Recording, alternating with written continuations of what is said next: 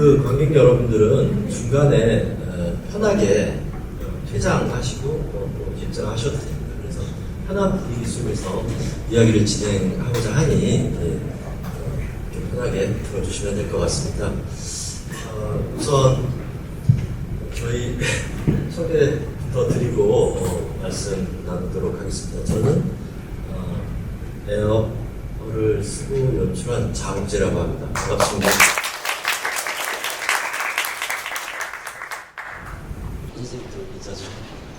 안녕하세요. 저는 장욱재 감독과 대화를 하게 되는 저는 카이스트 인류세 연구센터의 김준수 연구원이라고 합니다. 반갑습니다. 네,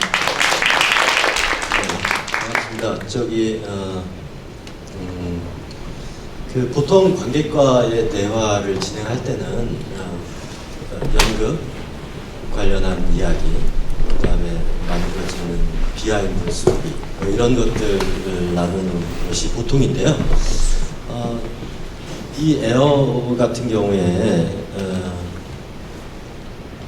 우리가 이제 앞으로 생각해야 될 근미래 관련한 소재들 또 그리고 다양한 관점들에 대해서 관객 여러분들과 같이 나누는 것이 좀 더 재밌을 것 같다라는 생각을 해서 저희 이제 지구와 사람이라고 이제 이런 인간 너머의 관점들을 각 파트에서 공부하고 있는 분들하고 연계해서 우리 그 중에서 이제 김준수 선생님 모시고 얘기를 나눠 가도록 하겠습니다. 제목은 5개의 장면, 그러니까 극중 5개의 장면을 통해서 본 미래 엿보기 이렇게 지어봤는데요. 선생님께서 이제 우리가 생각해 봐야 될 여러 가지 것들에 대해서 또 궁금한 것에 대해서 얘기해 주시면 저도 듣고 또 여러분들 대신해서 이제 답변도 좀 청해보고 그 다음에 또 그러면서 자연스럽게 또 선생님이 저한테 이 연극이 만들어진 과정이라든지 이런 에피소드 같은 거 물어주시면 저도 자연스럽게 연극 관련된 얘기도 이렇게 주고받고 하면서 하도록 하겠습니다. 그리고 이제 대충 얘기가 끝나고 나면 Q&A 시간을 통해서 선생님께 여쭐 거나 저한테 물어볼 것들을 질문을 시간이 허락하는 한도 내에서 받아서 진행을 하도록 하겠습니다. 네. 자, 우선 시작하자면 이제 첫 번째 장면, 6개의 장면을 이제 선생님이 골라주셨는데 첫 번째 장면부터 한번 슬라이드를 보겠습니다. 네. 다들 공연을 보셔서 아시겠지만 이 장면은 이제 극 초반부에 네크에서 이제 거주하고 있는 이나가 난데없이 그 자치라고 이제 말하는 에어에게 이렇게 발을 이렇게 보내게 되는 장면입니다. 이 장면을 픽한 이유와 또 그리고 어떤 배경들 조금 말씀 나눠보겠습니다. 네. 다음 슬라이드로 보여주시죠. 제가 이 연극을 이제 2회차 관람을 한 건데요. 보면서 참 제가 하고 있는 연구 분야가 인류세 연구라는 분야인데 익숙하게 많이 들어보신 분들이 계실 것 같은데요. 인간이 하나의 종으로서 지질학적 영향력을 가지고 그 유의미한 흔적을 남기기 시작했다라는 층서학적인 의미에서의 인류세라는 용어가 굉장히 널리 사용되고 있습니다. 특히 이제 저는 사회과학자로서 트레이닝을 받았는데요. 사회과학자가 자연과학자들이 하고 있는 그 인류세의 담론에 어떤 연구를 할 수 있는가 이런 연구 관심들을 가지고 있었는데요. 그 중에 하나가 이제 국가와 자연의 관계성에 대한 이야기입니다. 특히 이제 공민국가라고 불리는 우리가 잘 알고 있는 근대 국가의 형태, 근대 국가가 가지고 있는 능력, 근대 국가가 발휘하고 있는 행위성 이것들을 어떻게 해석하고 여기에 다시 인간 이외의 존재들이 어떻게 인게이징을 하고 있는가라는 질문을 제가 가지고 있었는데요. 특히 안보, 방역 우리가 이제 지금 마스크도 다 쓰고 있지만 국가 영역에서 수행하고 있는 이 생명안보 장치가 있습니다. 예전에는 사회적으로 굉장히 소수화된 사람들, 인간에게 작동을 많이 한 것으로 연구가 많이 되고 있었는데요. 최근에는 이제 인간 이외의 비인간 존재들에게 행해지고 있는 생명 정치에 대한 이야기들을 많이 시작하게 됐습니다. 그 중에 하나가 이제 종을 단위로 한 생명 안보의 작동인데요. 우리가 잘 알고 있는 그 종명, 학명을 좀 익숙하게 아실 겁니다. 하나의 종을 분류학적으로 구분하는 방식인데요. 그 종이 가지고 있는 생물학적인 특성이나 아니면 생태학적인 특성 이런 것들을 과연 우리가 과학적 학명으로 다 포착할 수 있을까 이런 의문을 저는 가지고 있었습니다. 근데 이제 국가의 어떤 정책의 작동이나 국가의 방역망의 작동 이런 것들은 종을 단위로 일어날 수밖에 없거든요.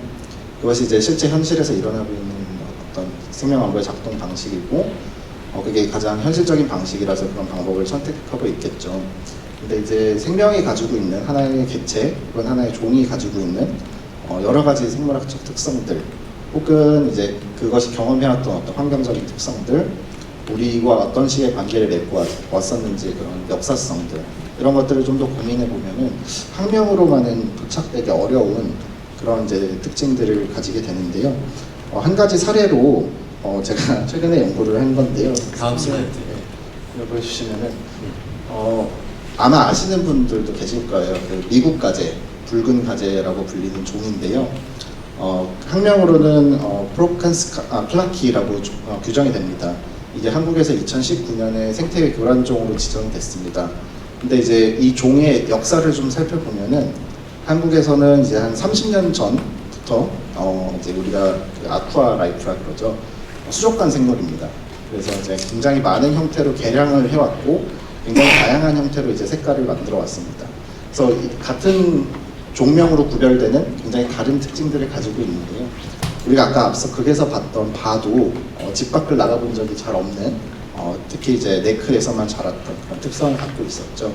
근데 이 가재가 가지고 있었던 어떤 존재론이나 가재가 경험해왔던 역사는 사실은 하나의 종명으로는 좀 포착되기 어려운 굉장히 다양한 형태의 신체들을 가지고 있습니다. 지금 색깔이 굉장히 다양하게 나타나지만 이 종명은 다 하나로 불리게 됐고 같은 형태의 정책적 방역을 받았습니다. 그래서 이제 자기가 집에서 키우고 있었던 가재를 다 죽여야 되는 상황이 2019년에 한국에서 일어났던 일입니다. 사실 우리가 잘 관심을 가지지 않으면 그냥 지나가는 일이었을 텐데요. 이제 저는 이 문제를 좀 심각하게 봤었고 자기가 키우던 반려동물이라고 볼 수 있는 그런 이제 관계성을 나와 관계성을 가지고 있는 이 가재들이 어떻게 어떤 영역에서 이렇게 방역 통제의 대상이 되었는가를 좀 관심을 갖고 봤었고요. 그런 특징들이 좀 아무래도 이 연극에서 좀 많이 드러난 것 같습니다.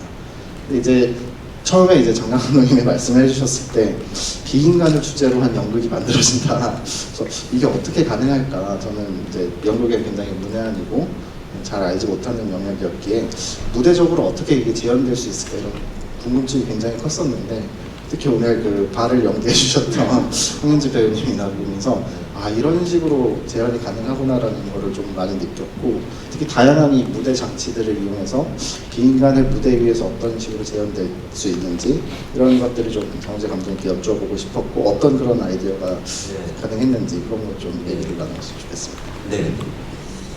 그 선생님이 인류세부터 쭉 얘기를 하시니까 처음 뵀을 때가 생각이 나는데 이야기를 이렇게 한참 듣다가 선생님 잠시만요. 인류세가 뭐죠? 이렇게 물었던 기억이 있습니다. 그러다가 이제 차차 이제 좀 생각을 했는데 어렸을 때 충적세, 홀로세 그러니까 이 지구를 지질학적인 어떤 관점에서 지구의 나이테처럼 몇 대까지는 충적세, 홀로세 이렇게 불렀다. 근데 지금 몇만 년 전부터는 지구에 가장 영향을 지대하게 끼치는 존재가 인류라 인류세라고 불러야 된다는 얘기를 그때 하기 시작했다라는 식으로 입력이 됐었던 것 같습니다. 그리고 아까 말씀하신 얘기를 저도 선생님한테 계속 듣다가 아까 그 바 얘기도 이제 하겠지만 선생님 생각이 대단히 아름답고 좋습니다. 그런데 지금 인간도 굉장히 지금 많이 인간도 소외받은 사람 많고 그런데 저희가 가제까지 이렇게 아주 디테일하게 하면서 그럴 정신이 있나요? 왜 좋은 건 알지만 왜 그렇게까지 해야 되나요? 라는 궁금증도 들었습니다. 그래서 제가 뭐 만들어지는 에피소드 또 얘기하기 전에 한번 선생님한테 다시 한번 그 질문을 여쭤보고 싶어요. 저희도 살기 급한데 이렇게까지 세밀하게 한번 생각해 보는 것이 좋지 않겠느냐라고 제안하시는 이유를. 네. 아마 이제 오늘 오신 관객분들의 바이어스가 있을 것 같아요. 이 공연을 보러 왔다는 것 자체가 사실은. 근데 이제 항상 저한테 받는 질문, 저한테 사람들이 대뜸하는 질문이 그런 거거든요. 사람이 먼저 아니냐? 우리가 겪고 있는 계급적, 인종적, 젠더적 차이들 이런 문제들을 우선 시급하게 해결해야 될 문제가 아니냐라는 질문들을 굉장히 많이 받고 불평등의 문제를 항상 저한테 많이 제시를 하거든요. 근데 이제 좀 거꾸로 생각해 보면은 인간이라는 존재의 본질적인 질문을 던진 게 사실 인류세의 문제라고 생각을 하거든요. 인류세가 언제 시작되었는가 이런 질문들을 항상 이제 과학적으로 규명을 하려고 합니다. 그게 이제 그 인간이 농업을 시작한 시기를 지정하자고 얘기하는 사람도 있고, 또는 이제 콜럼버스 신대륙 발견을 지정하자, 아니면 첫 번째 핵실험을 기점으로 하자. 그 이후에 이제 여러 가지 논쟁들이 이루어지고 있는데요. 근데 이제 대개는 이제 1946년을 기점으로 합니다. 첫 번째 핵폭발이 그 원자력 흔적이 이제 거의 전 지층에 남아 있기 때문에 그걸 가장 대표적으로 보여주는 시점으로 거의 합의가 되어 가고 있는 것 같아요. 근데 이제 인류세가 던지고, 특히 저 같은 사회과학자나 아니면 인문학이나 아니면 공연이나 조금 던질 수 있는 질문들은 인간이란 존재가 무엇인가에 대한 본질적인 질문들을 좀 하게 하는 것 같아요. 인간을 하나의 종으로 보는 게 타당할지, 호모사피엔스라고 구분할 수 있잖아요, 분류학적으로. 근데 우리가 경험하고 있는 굉장히 다른 지역적인, 세계적인, 아니면 국가나 문화나 민족이나 계급이나 이런 차이들을 과연 극복하는 개념으로서의 하나의 툴로서 우리가 종 단위를 한번 좀 생각해 볼 필요가 있다라는 생각을 처음에 가졌습니다. 그럼 종과 종의 관계가 어떻게 이루어졌는가를 좀 더 고민하게 될 텐데요. 우리는 주로 자연에 대해서 가지고 있는 관점들이 통제 가능하고 혹은 착취 가능하고 우리가 언제든지 필요에 의해서 활용 가능하다는 것만 주로 생각을 많이 하는데, 이 관점을 좀 다르게 바라보면은 내가 가지고 있었던 나의 생활사와 내 주변의 다른 비인간들이 가지고 있는 생활사, 이게 만나는 지점이 사실은 사회라는 게 아닐까라는 생각을 하고 있습니다. 그래서 이 인류세라는 개념이 좀 전환적으로 여러 가지 사회 체계나 아니면 국가의 형태나 아니면 우리가 생활하고 있는 생활 양식에 전반적인 영향을 끼치고 있고, 이것들이 우리에게 새로운 담론들이 필요하다는 걸 또 얘기하고 있는 것 같거든요. 그래서 이제 이게 쉽게 답변할 수는 없는 것 같아요. 당연히 우리가 직면하고 있는 계급적인 불평등이 있고 당장에 이제 직면한 여러 가지 문제들이 있는데, 이제 인류세가 던지고 있는 질문들은 이 질문들을 회피하자는 게 아닙니다. 비판적 인류세 연구라는 분야를 통해서 우리가 경험하고 있는 이런 계급적인 상황들, 이제 여러 가지 상황들을 어떤 식으로 이제 다른 종과의 관계성 속에서 재해석할 것인가의 문제거든요. 이게 이 질문을 피한다기보다는 좀 새로운 형태의 질문을 제기하는 게 사실 인류세 담론의 좀 본질이 아닐까 생각합니다. 네, 저 말씀을 듣고 그렇게 생각했습니다. 그러니까 여기 놓여 있는 뭐 6개 사진이지만 내가 혹시 그런 생각을 하고 있지 않는가. 예를 들어서 좋아, 그러니까 가장 위험한 또 고위험도 2개, 혹시 이렇게 자를까? 혹은 3개를 잘라야 되나? 이런 식의 생각을 하고 있는 내가 갑자기 아니야, 어디까지 자를까의 문제가 아니야, 그렇게 보면 안 돼. 이들이 같이 현재 살고 있다라는 것, 그리고 내가 이 문제를 생각할 때 내 관점으로만 볼 일이 아니다. 이거부터 먼저 전환해야 되는 문제이지 어디까지 자를까의 문제가 아니구나 라는 식으로 좀 감각하게 되었습니다. 그래서 그 경험들을 나누고 싶어서 말씀을 드렸고요. 여기 이제 바라는 이제 생태 교란종으로 지정된 이 친구를 이제 형상화하려고 하는데, 맨 처음에는 아이디어가 저희가 이제 피규어를 등장시키니까 피규어로 할까? 아니면 인형, 퍼핏을 사용해 볼까? 여러 가지 궁리를 하다가 결국 그 미묘한 뉘앙스라는 것이 표현이 되려면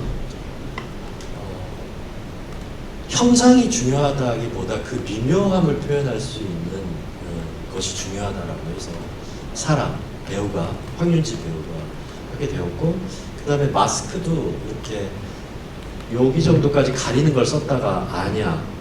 그것도 또한 형상인 것 같아. 좀 제거하고 같이 이제 백조의 호수에 나오는 식의 깃털 머리띠 정도를 하고 그 상태 그 자체를 형상화하는데 도전해보자라고 해서 우리 움직임 선생님과 그 다음에 황윤지 배우가 같이 만들었습니다.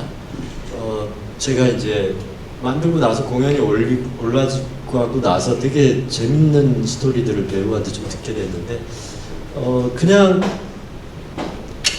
이런 식으로 대화를 하는데 그들끼리 나눈 말이 있대요.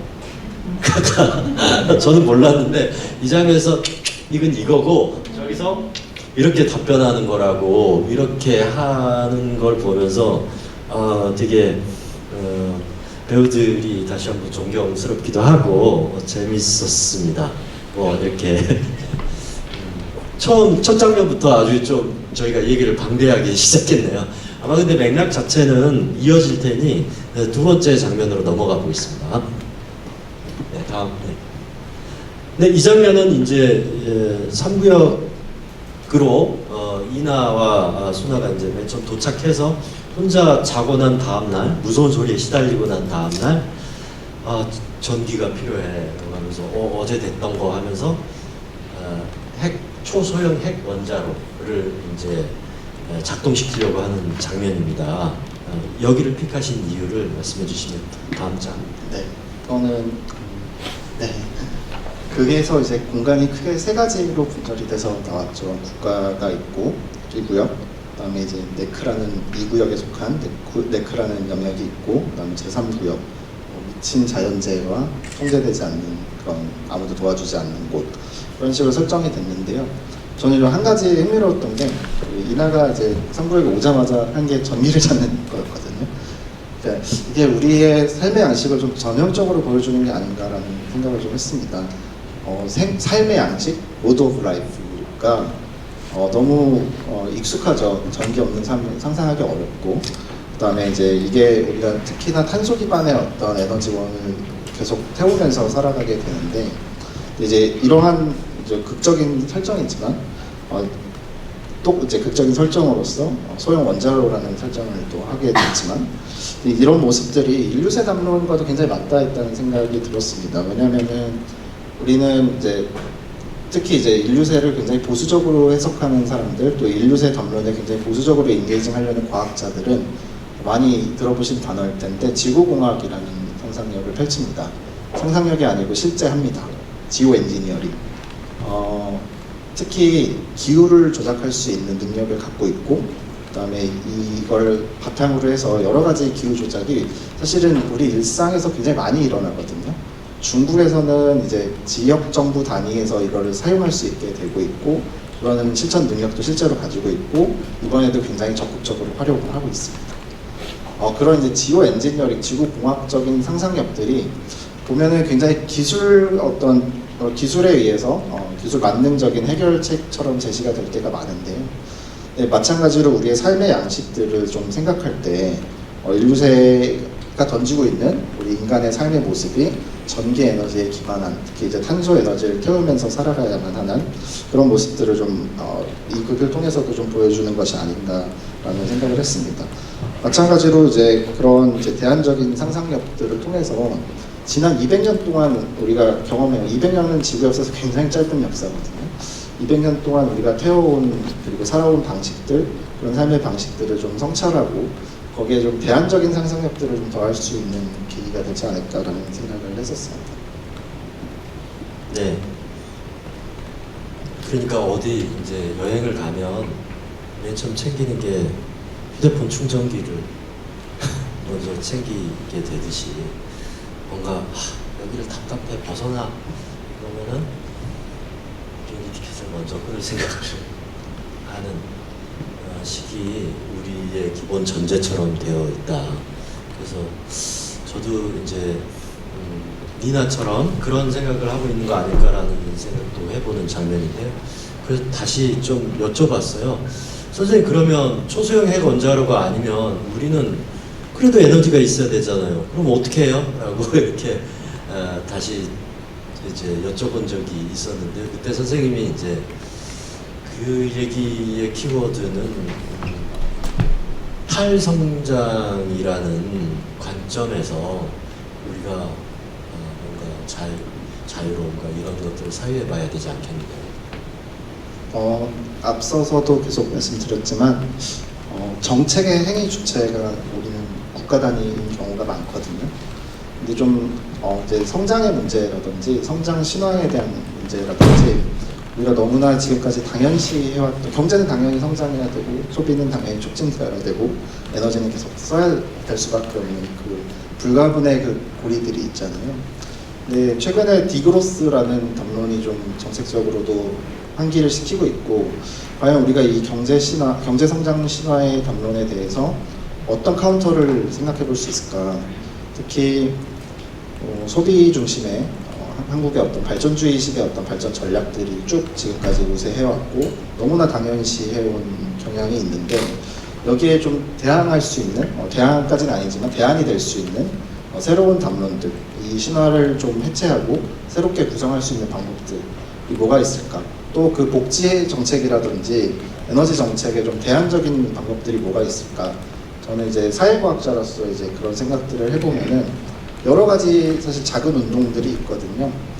특히 이제 작은 운동들이 가지고 있는 어떤 실질적인 효과나 그런 실천성도 중요하지만 사실 그들이 가지고 있는 굉장히 작은 그 가능성의 상상력들, 그 우리를 좀 자극할 수 있고 대안을 생각하게끔 만드는 그런 것들이 이제 그런 작은 운동들의 어떤 원동력이 아닐까라는 생각을 하거든요.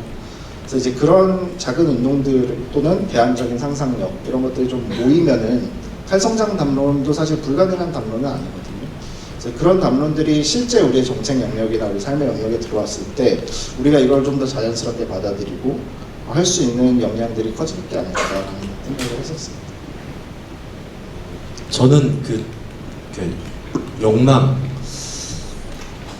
사실 그 드라마를 구성하는 데 있어서 욕망이라는 건 거대한 동력이거든요. 내가 왕이 될 거야 라든지 뭐를 찾아 떠날 거야. 근데 그 욕망이라는 것이 그 말의 뉘앙스의 한계는 있지만 인간적인 것이라고 생각합니다.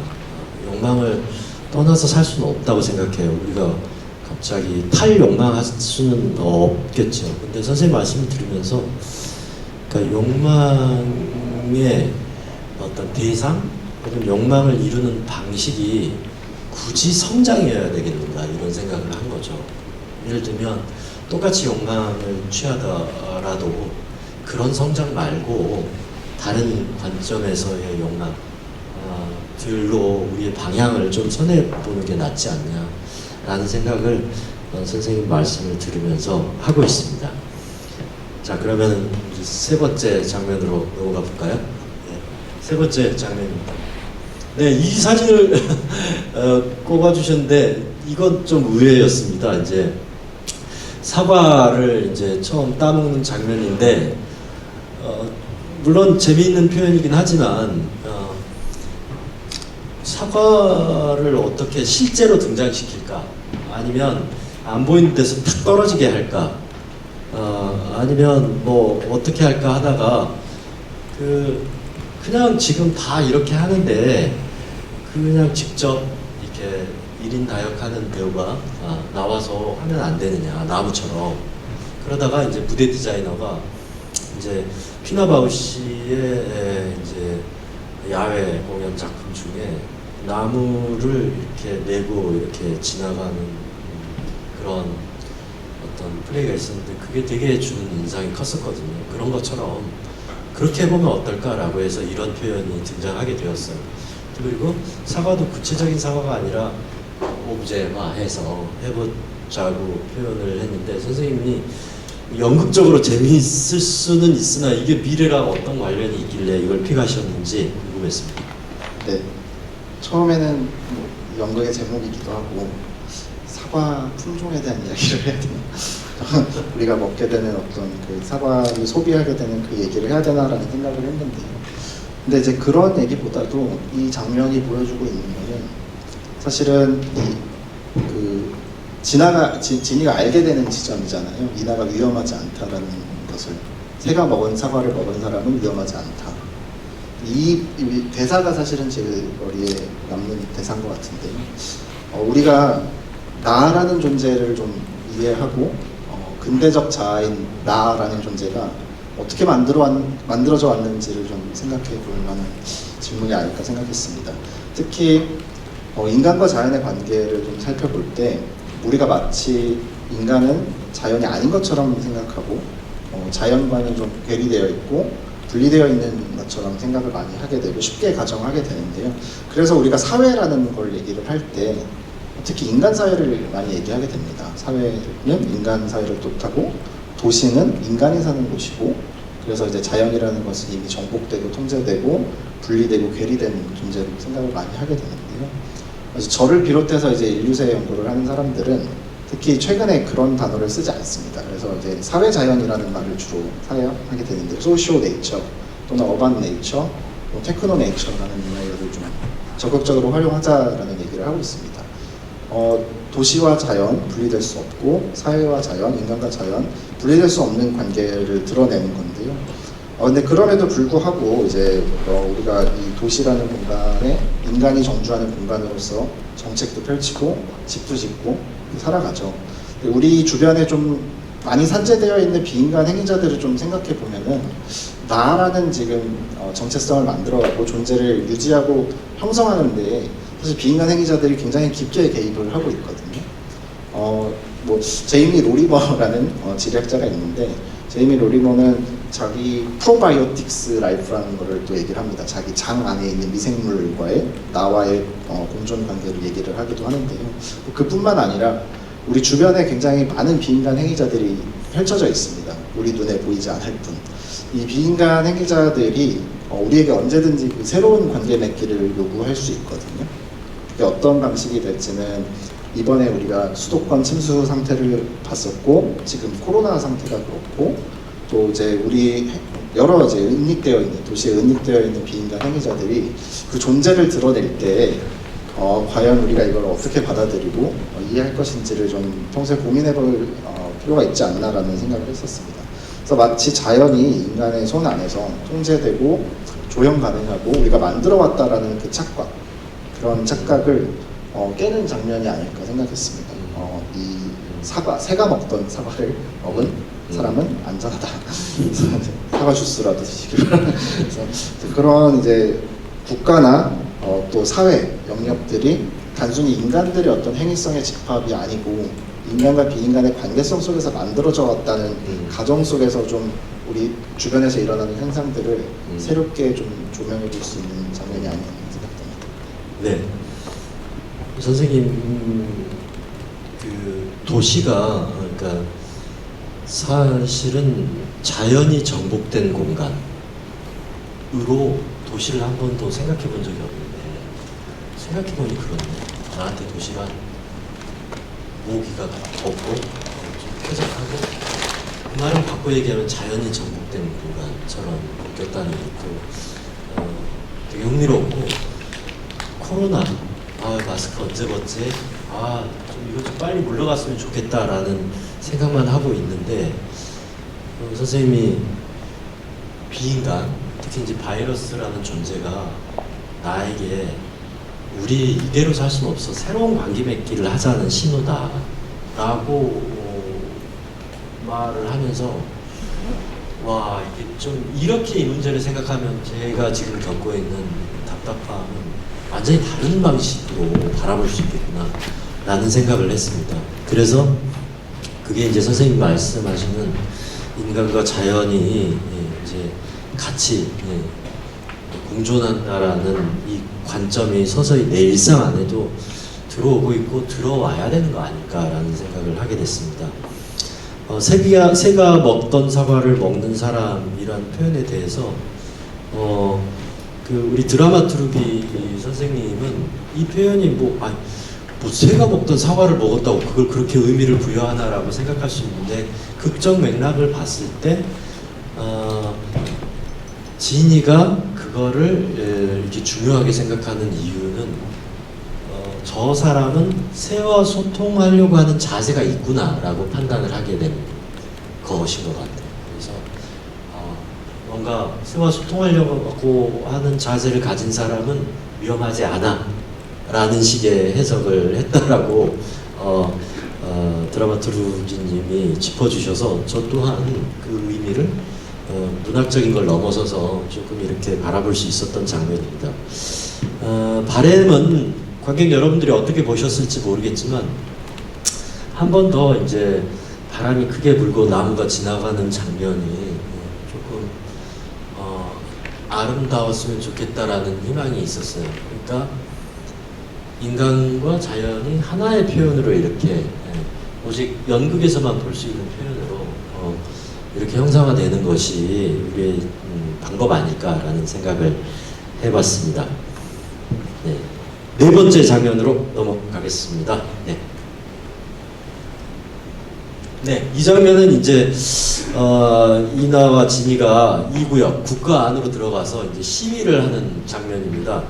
그러다가 이제 그 잠깐 짬을 내서 부품 가게에 들려서 이제 하려고 하는데 이제 저희가 부르는 그 이제 새 존재 컨덕터라고 부르는데요. 이 새 컨덕터들이 조금 그 진이가 로봇이 인간에게 키스를 시도한다라는 것 때문에 굉장히 놀라고 이거는 일단 약간 조금 홀딩 시켜야 되는 상황이야 라는 의도 아래 그들을 좀 분리해 놓기 위해서 부품 가게를 통해서 뭔가 이제 이런 장면이었습니다. 이 장면을 픽한 이유를 좀 보여주시죠. 다음 슬라이드. 다음 슬라이드. 네, 이 장면을 픽한 이유는 이 컨덕터의 그 표정과 그 이나에게 달콤한 말을 하고 있는 컨덕터의 표정과 뭐가 진실인지 모르겠는 그 이나의 표정이 제일 좋았습니다. 특히 사진이 제일 잘 보여줬던 것 같은데요. 우리가 지금 살아가고 있는 어떤 정치적인 환경, 또 미디어의 환경들을 좀 살펴보면은 뭐가 사실인지 사실 잘 모르겠어요. 이제 무엇이 사실이고 어디까지가 사실인지, 사실이 어떻게 만들어졌고 사실이라는 것이 어떻게 구성되어 왔는지를 좀 바라볼 필요가 있는 지점이 아닐까 생각됩니다. 뭐가 사실이고 우리가 객관적 사실이라 그랬을 때 이 객관성이라는 것이 언제 어떻게 누구에 의해서 만들어졌는지를 좀 고민해 볼 필요가 있을 것 같은데요. 이거는 뭐 과학기술학이라는 영역에서 주로 연구를 하는 분야이기도 한데요. 근데 이제 우리가 과학적 사실이다, 이것은 팩트다라고 얘기를 했을 때 그 팩트를 구성하기 위해서 수행되었던 수많은 사회적 관계들이 있습니다. 특히 이제 저희 같은 이공계 연구실 같은데 좀 살펴보면은 맨날 연구원들 싸우고 서로 펀딩을 차지하기 위해서 경쟁하고 갈등하고 협력하고 이런 것들이 있는데 사실 그 아웃풋을 우리가 보는 거거든요. 사실이라는 것은. 그래서 이런 식으로 만들어진 결과물을 가지고 우리가 사실에 가깝다라고 얘기를 하는데 그 사실이 사실로까지 구성되기까지의 굉장히 많은 지리멸렬한 사회적 과정들이 있습니다. 이제 그런 것들을 좀 고민했을 때 우리가 알고 있는 혹은 우리가 믿고 있는 사실이 어떤 가치에 의해서 만들어졌고 그 사실과 가치를 어떻게 우리가 구분할 수 있을까, 이런 궁금증들이 만들게 하는 그런 지점인 것 같거든요. 그래서 이제 신뢰 문제도 사실 마찬가지겠죠. 우리가 무엇을 믿고 이걸 내가 믿는 것이 어떻게 만들어졌는지를 좀 의심을 해볼 필요가 있고, 근데 이제 그런 이제 경합들, 그 사실이라는 것이 사실로 만들어지기까지의 그 경합 과정들에 좀 더 주목하는 게 삶을 살아가는 좋은 방식이 아닐까 하는 생각을 좀 했습니다. 네. 이제 여기서 이제 이 컨덕터가 짓는 표정이 재밌다고 하셨는데 아마 연출로서 바람은 저게 단지 나쁜 의도로 보이는 표정이 아니었으면 좋겠다.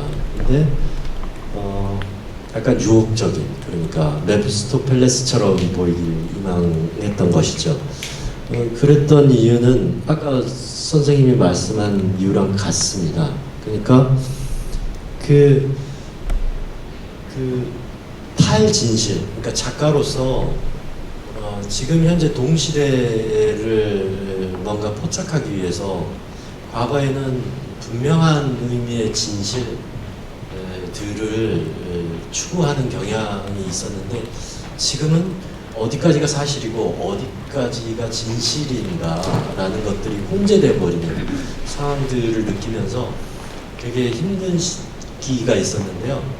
그거를 이제 지금 현재 시대를 탈진실의 시대 혹은 이렇게 보기 시작하면서 조금 다시 희곡을 쓸 수 있었습니다. 또 이 얘기를 하다가 이 얘기를 하다가 편하게 이제 그 선생님하고 이제 그 사실 진실 탈진실 되게 말이 어려운데 선생님 이거를 좀 쉽게 설명해 주시면 안 돼요? 그랬더니 선생님이 보여주신 슬라이드가 있었죠. 다음 슬라이드를 보시면 이게 제 연구 중에 하나이기도 한데요. 지도잖아요. 모기 지도입니다.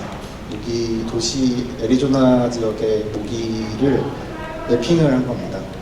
근데 보시면은 오른쪽에 노란색으로 분포되어 있는 지도가 있고 왼쪽에 이제 빨간색으로 집중지가 나타나는 지도가 있죠. 오른쪽은 1m 레졸루션에서 본 거예요. 1m 해상도에서. 그러니까 1m 높이에서 도시의 모기가 어디에 있을까 이런 걸 살펴보면은 사실 도시 1m 스케일에서 보면 모기가 없는 곳이 없을걸요? 상식적으로. 그렇죠? 우리 이 안에도 지금 모기가 몇 마리가 있을 텐데 1m 높이에서 봤을 때는 모기가 데모크라틱하게 도시에 퍼져 있습니다. 근데 왼쪽에 보시는 중심지가 나타나는 지도는 30m 레졸루션에서 본 거예요. 30m 높이에서 보면은 도시에 모기가 분명히 집중되는 공간들이 있어요. 주로 국가에서 운영하는 상수도 시설이나 아니면 이제 폐기물이 모여있는 그런 지역들이 핵심이 될 텐데요. 근데 이 두 가지가 둘 다 과학적 사실이거든요.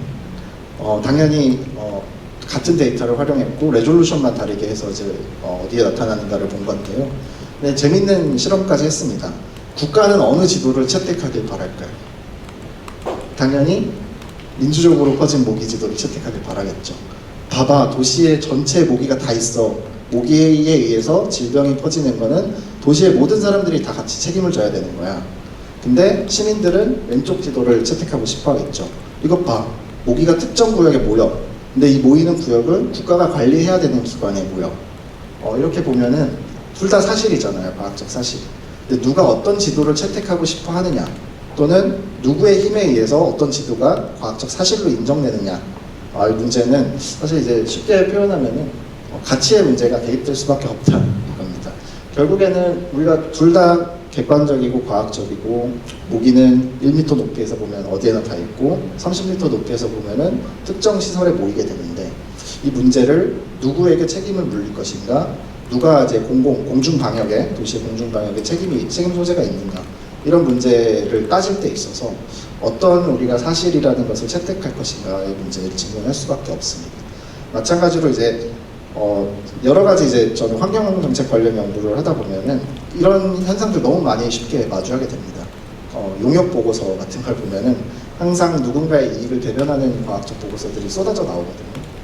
그런 것들을 좀 주의 깊게 살펴보고 우리가 믿고 있는 그런 과학적 사실이라는 것이 어떻게 구성되어 가는가, 이런 것들을 좀 고민해 보면 세상이 다르게 보이지 않을까 그렇게 생각합니다. 저는 모기 지도라는 말 자체가 주는 울림 같은 게 있었습니다. 모기 지도 이렇게 자꾸 되뇌면서 아마 제가 선생님이랑 이제 대화하면서 창작이 이렇게 자양분을 얻는 순간이 그런 단어가 주는 힘 때문에 생기기도 하는 것 같습니다. 네, 감사합니다. 네, 이제 5번째 장면이네요. 네, 5번째 장면. 네, 이 장면은 이제 저희가 이제 사자대변이라고 부르는 장면인데요.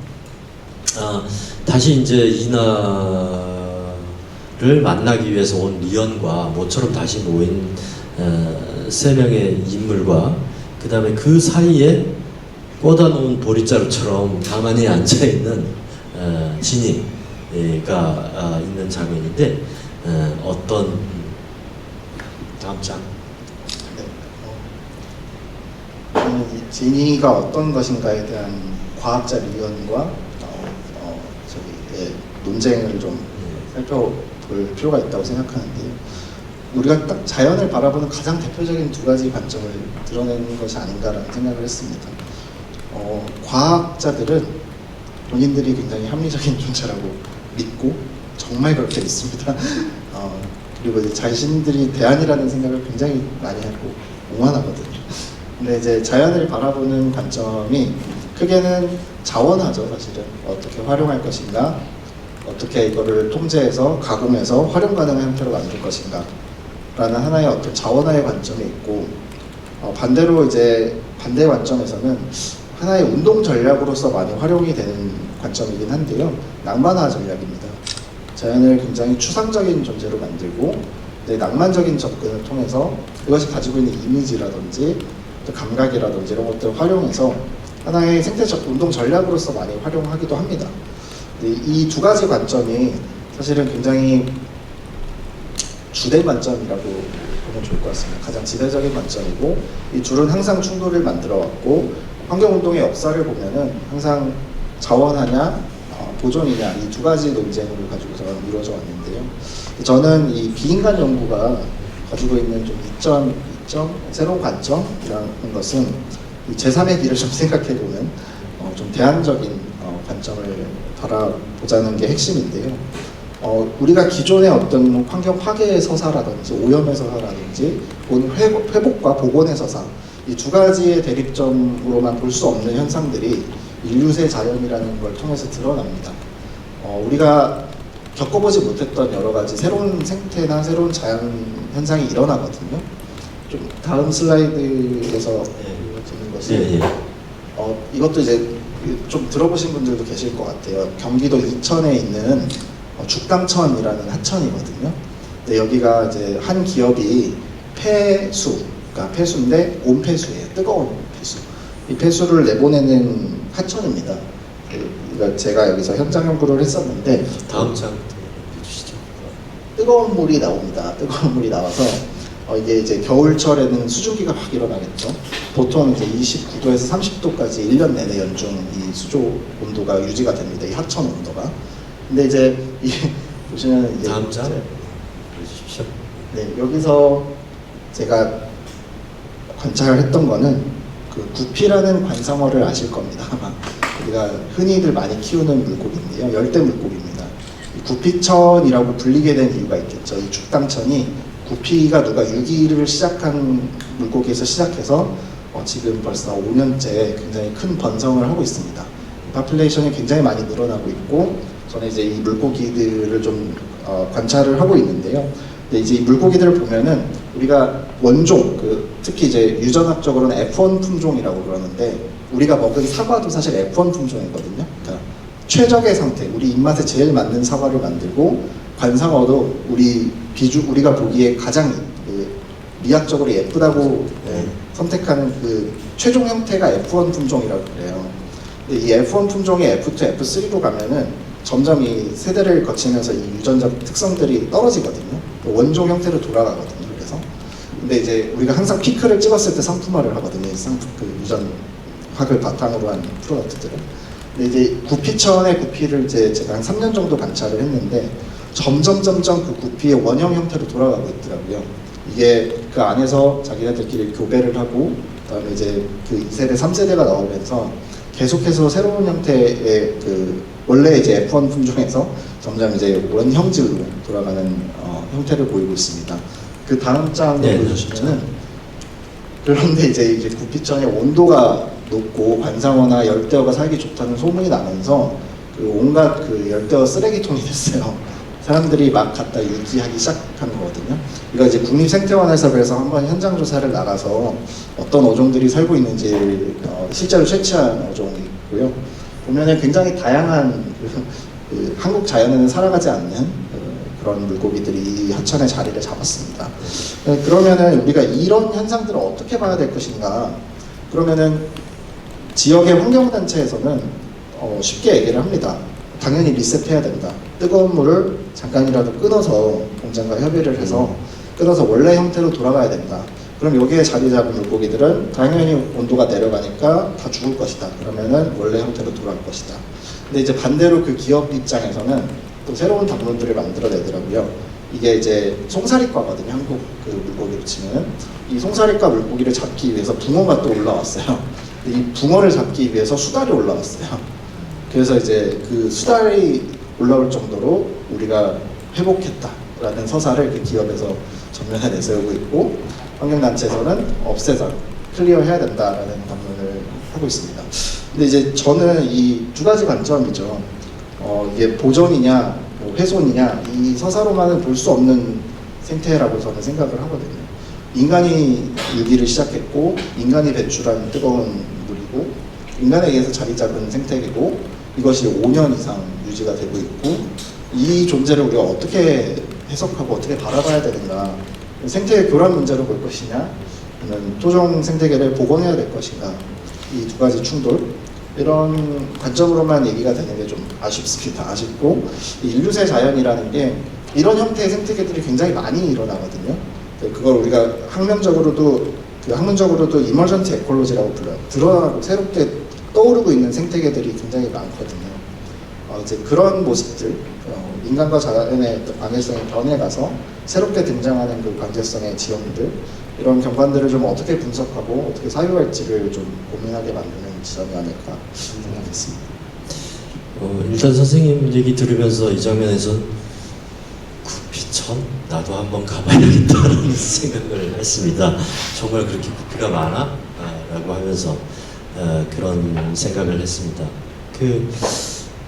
이런 거죠. 그 극 중에서는 자아가 있다고 추정되는 로봇으로서 진이가 이제 발견이 되고, 이걸 놓고 어떻게 할 것이냐라는 식의 이제 논쟁이, 아까 분명 공장 폐수인데 여기는 구피가 살아, 수달도 온대 라는 식의 갑론을박처럼 저한테는 되길 희망하는 마음으로 그 장면을 썼죠. 그리고 특히 이제 그 말씀도 되게 좋았는데,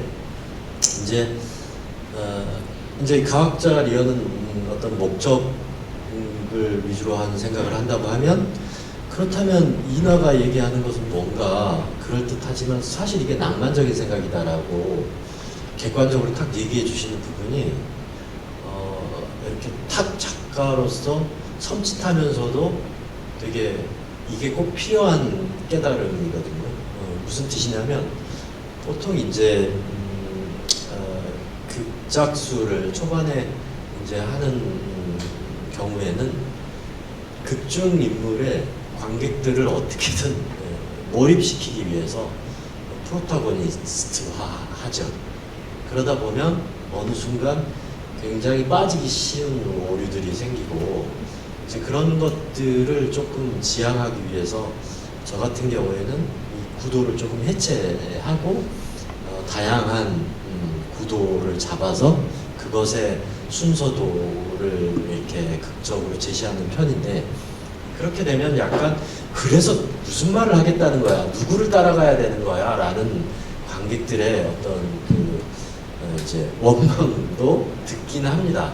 하지만 저는 그럼에도 불구하고 누구를 따라가기 이전에 이런 어떤 문제를 사유하는 어떤 그런 것들이 자극화되었으면 하는 바람들이 담겨 있고, 그것이 또 구피천에 가서 이게 과연 복원해야 되는 문제인지, 아니면은 이런 새로운 생태를 어떻게 또 받아들여야 되는 문제인지, 그럴 때에도 우리의 생각이 작동할 수 있는 것 같습니다.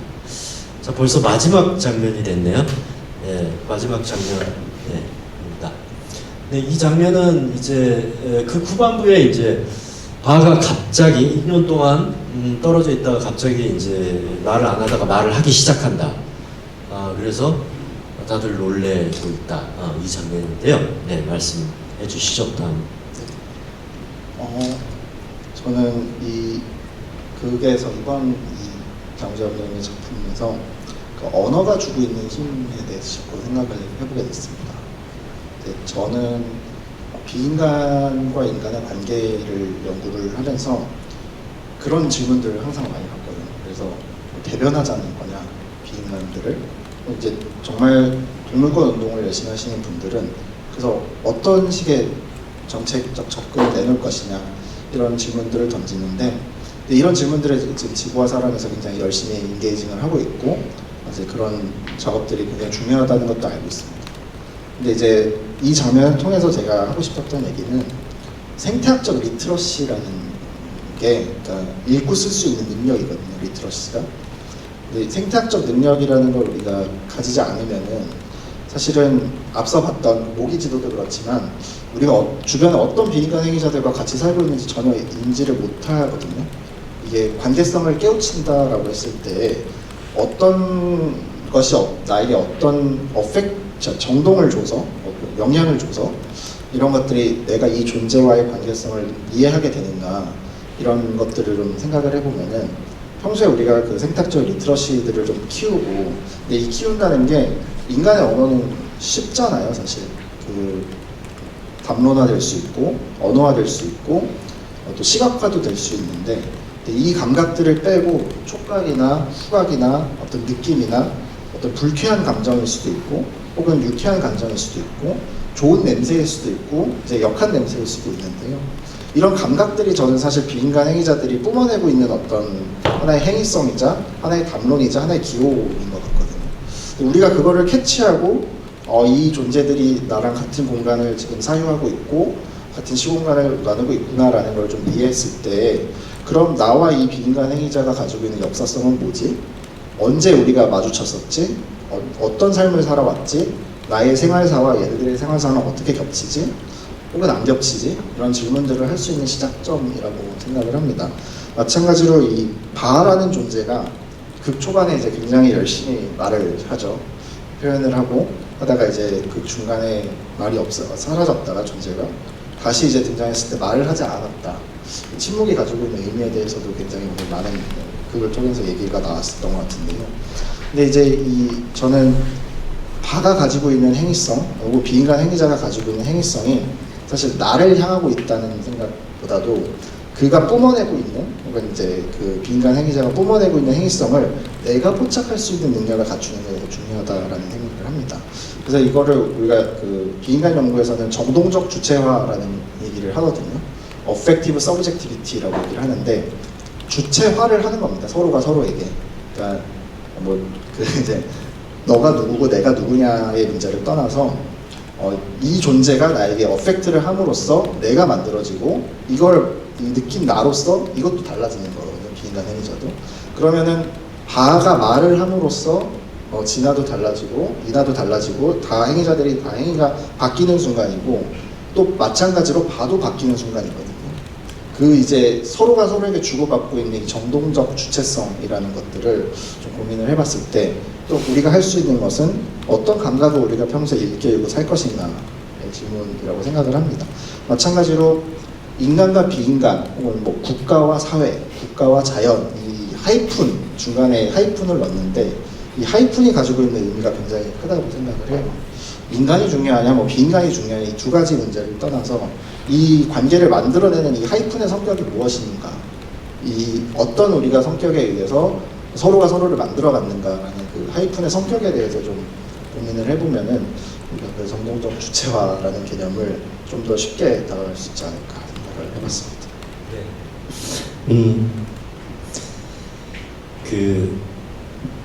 저희도 공연을 올리기 전에는 이거를 의도하고 올리지는 않았지만 공연을 올리고 나서 조금 되게 조금 의미 깊어지는 장면 중에 하나인데, 뭐냐면 진이가 그러니까 그 새들의 말을 번역할 수 없다.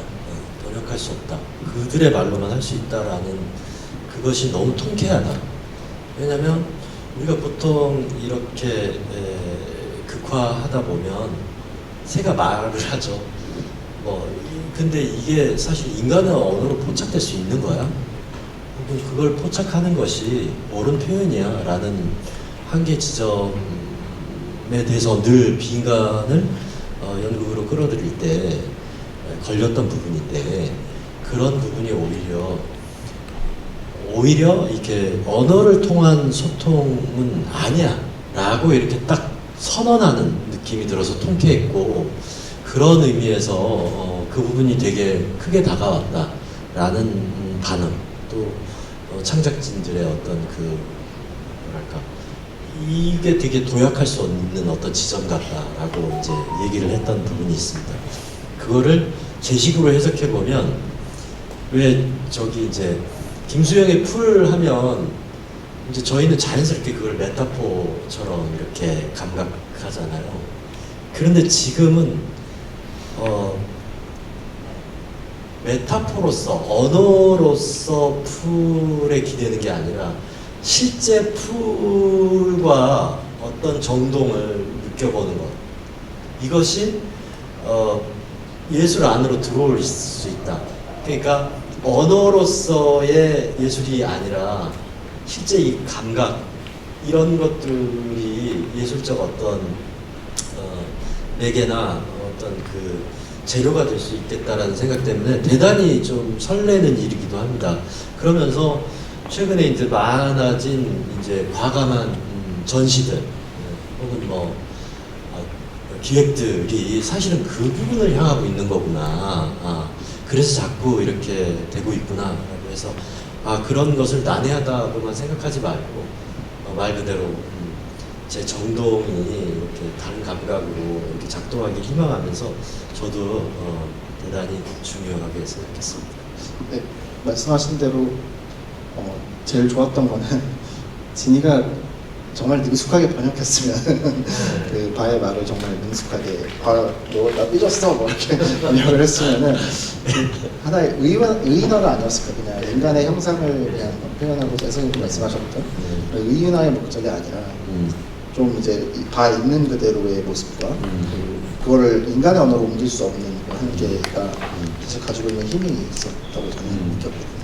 그래서 마지막 장면을 보면은 저는 처음에 그래서 이 연극의 주인공이 누구일까, 주인공이 진한가, 이난가, 아니면 진인가, 뭐 이렇게 반가 이렇게 생각을 하다가 마지막에 이제 보면서 주인공이 모두가 주인공일 수 있겠구나. 이게 한 명의 어떤 형태의 주인공을 상정하기보다는 서로가 관계 맺는 방식에 대한 이야기가 아니었나라는 생각이 좀 들었습니다.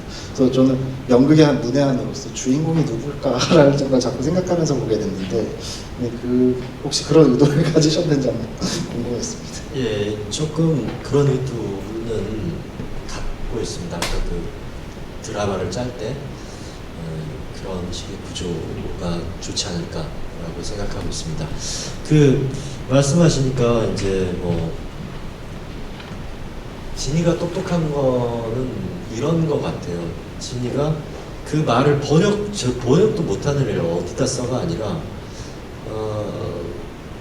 이나가 내가 지금 이런 생각을 하고 있는데 이게 되게 뭐라고 말로 표현이 안 되네, 번역이 안 되네 라고 얘기하니까 진이가 인간도 번역이 안 되는 게 있구나 라고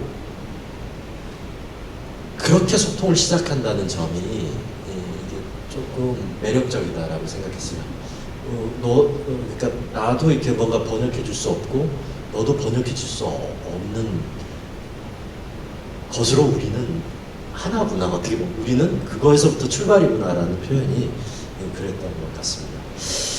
자, 약간 굉장히 이렇게 제가 요새 선생님한테 제 뮤즈십니다 라고 이제 불러가면서, 저 같은 경우에는 되게 과거에는 생각지 못했던 것들이 되게 생각나면서 여러 가지 그런 경험을 하는 자리였는데요.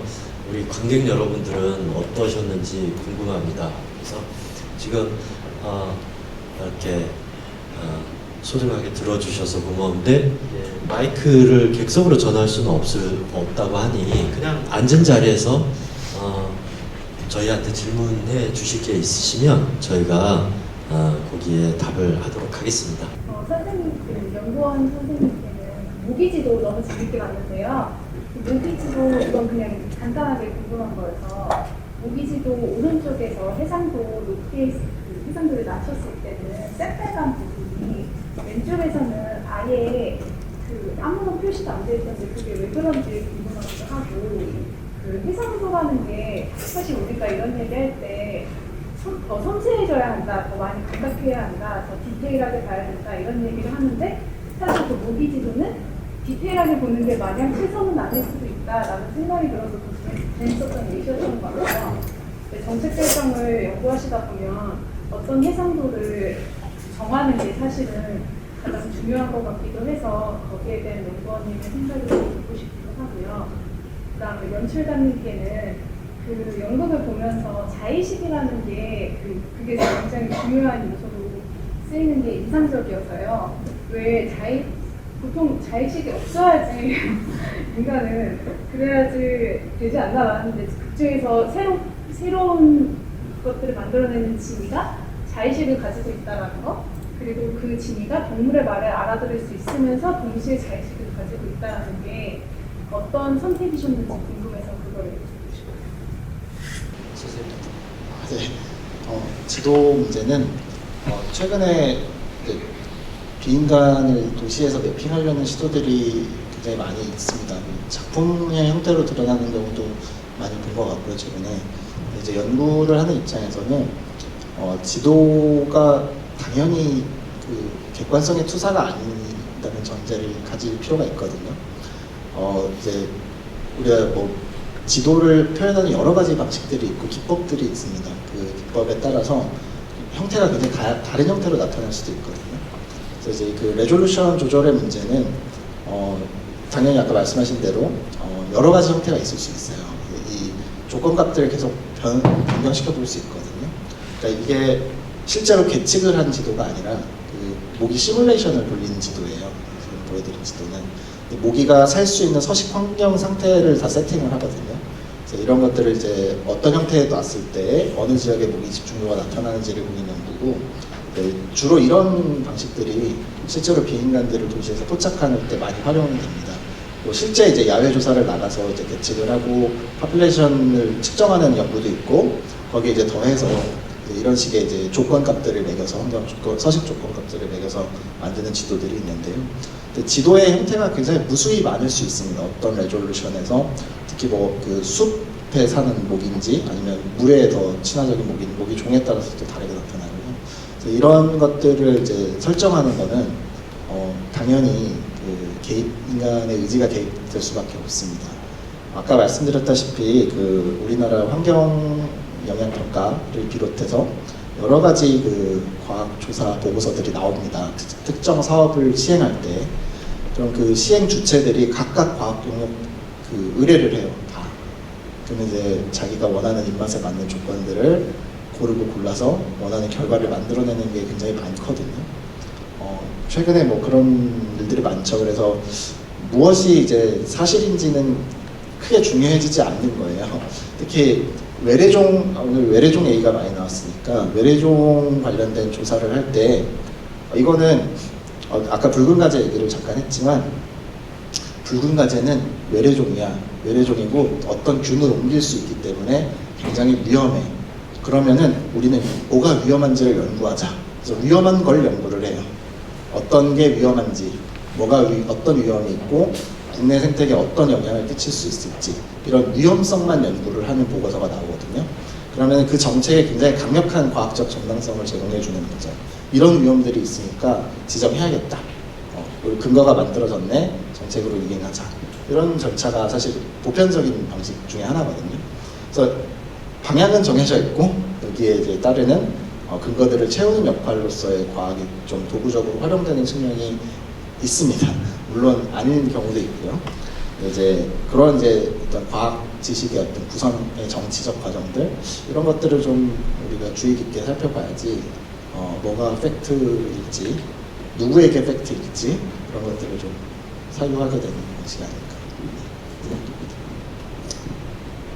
네, 선생님 그 외래종이라는 얘기를 해주셨지만 외계인도 어떻게 보면 같은 식으로 생각해 볼 수 있는 말 아닐까라는 생각을 했어요. 그러니까 무슨 뜻이냐면 제가 만약 외계인이라는 타이틀로 뭔가를 쓰게 된다면 뭐 그가 뭘 타고 오느냐의 문제보다 그와 어떻게 소통하는가, 나는 어떤 관점으로 그를 대하고 그는 어떤 관점으로 나를 대할까, 그게 작품에서 보여줄 거지 어떤 효과를 쓸 것인지 이 문제가 아닐 수 있겠다라고 생각이 작동하게 되는 것 같아요.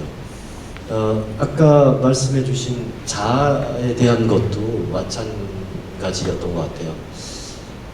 제 전작이었던 이제 시팅 인 어룸 때 인공지능에 대해서 이제 생각을 한 적이 있었는데,